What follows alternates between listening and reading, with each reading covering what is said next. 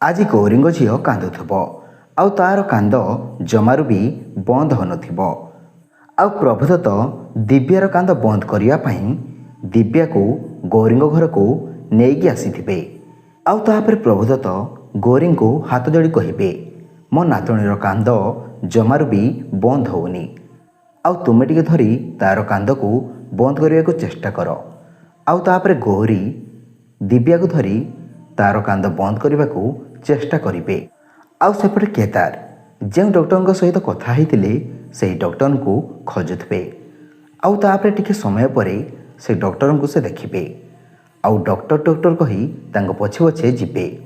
ଆଉ ସେଇ ଡକ୍ଟର ଜଣକ ସେଇ କେବିନ୍କୁ ଯିବେ ଯେଉଁ କେବିନ୍ରେ ପିୟୁଷ ଟ୍ରିଟମେଣ୍ଟ ହେଉଥିବେ। ଆଉ ତାପରେ କେଦାର ବି ସେଇ କେବିନ୍ରେ ଯାଇ ପହଞ୍ଚିବେ। ଆଉ ଦେଖିବେ ପିୟୁଷ ସେଠାରେ ଶୋଇଥିବେ। ତ ଦର୍ଶକ ବନ୍ଧୁ, କ'ଣ କେଦାର ପିୟୁଷକୁ ଚିହ୍ନି ପାରିବେ କି ନାହିଁ? ଆପଣମାନେ କମେଣ୍ଟ କରି ଜଣାଇବେ। ଧନ୍ୟବାଦ।